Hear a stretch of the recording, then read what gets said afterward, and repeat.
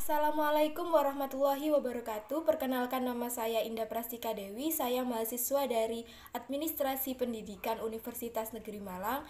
Di sini saya akan membahas mengenai komunikasi efektif.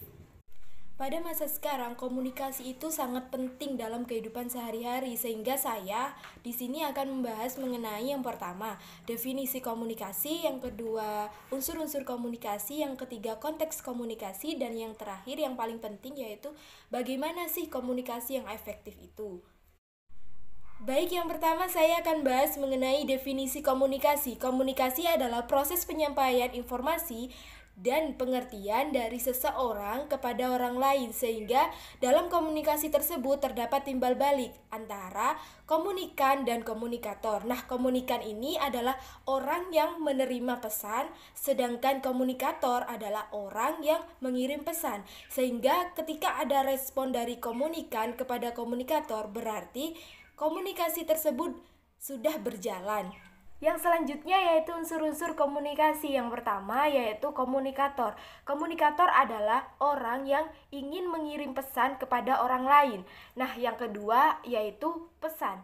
Pesan adalah informasi yang akan disampaikan oleh komunikator kepada orang lain.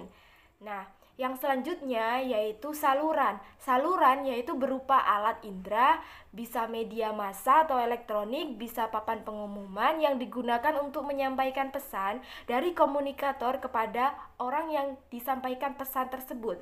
Yang selanjutnya yaitu gangguan. Gangguan adalah segala sesuatu yang mengubah informasi yang disampaikan. Nah, gangguan itu biasanya berupa gangguan bunyi atau pendengaran, gangguan bau atau penciuman, dan lain-lain.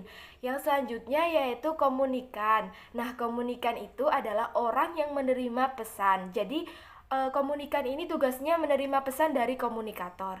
Nah, yang selanjutnya yaitu feedback. Feedback atau umpan balik atau bisa disebut sebagai balasan dari apa yang telah disampaikan komunikator kepada komunikan, sehingga adanya respon dari komunikan kepada komunikator.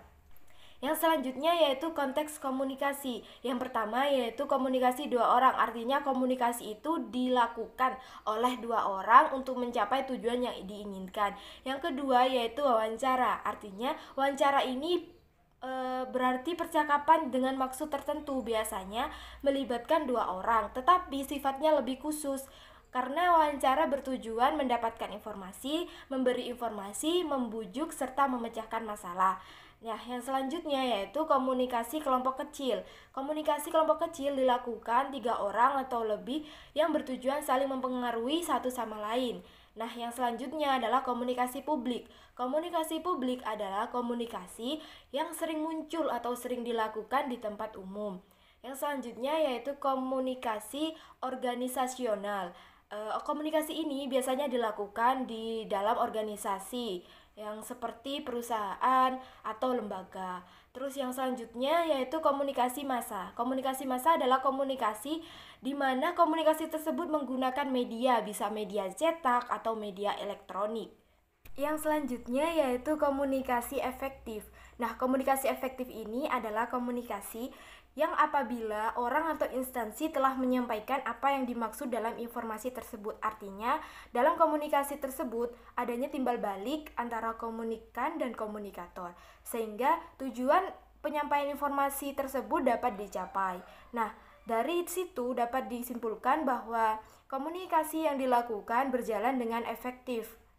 Yang selanjutnya yaitu komunikasi dapat dikatakan sebagai komunikasi yang efektif apabila telah memenuhi aturan atau kaidah komunikasi. Yang pertama yaitu komunikator menghargai setiap individu, artinya komunikator dapat menempatkan diri, tidak menganggap dirinya orang yang paling benar atau orang yang paling tahu, sehingga komunikasi dapat berjalan dengan lancar dan efektif. Yang kedua yaitu komunikator harus mampu siap mendengar dan menerima masukan apapun, sehingga ketika menyampaikan informasi, apabila ada yang mengkritik atau memberi saran, komunikator atau komunikan harus mendengarkan satu sama lain, sehingga komunikasi bisa berjalan dengan efektif. Yang ketiga yaitu pesan diterima oleh pengirim pesan dan dapat didengarkan dengan baik, sehingga komunikasi ketika dapat didengarkan dengan baik akan berjalan dengan lancar. Yang keempat yaitu kejelasan pesan. Nah, kejelasan pesan ini juga mempengaruhi adanya komunikasi yang efektif, sehingga pesan apabila disampaikan dengan jelas dan juga bisa didengar oleh komunikan itu dapat berjalan dengan lancar juga. Yang terakhir yaitu berkaitan dengan sikap rendah hati. Artinya komunikan atau komunikator itu dapat mendengarkan satu sama lain sehingga kritik, saran ataupun masukan bisa didengarkan oleh satu sama lain. Nah, sehingga dari kelima aturan dan kaidah komunikasi tersebut bisa mencapai yang namanya komunikasi efektif. Sehingga jika kita sudah mencapai komunikasi efektif, maka tujuan yang hendak dicapai dari informasi tersebut atau tujuan yang hendak dicapai dari komunikasi tersebut bisa berjalan dengan lancar dan secepatnya tercapai.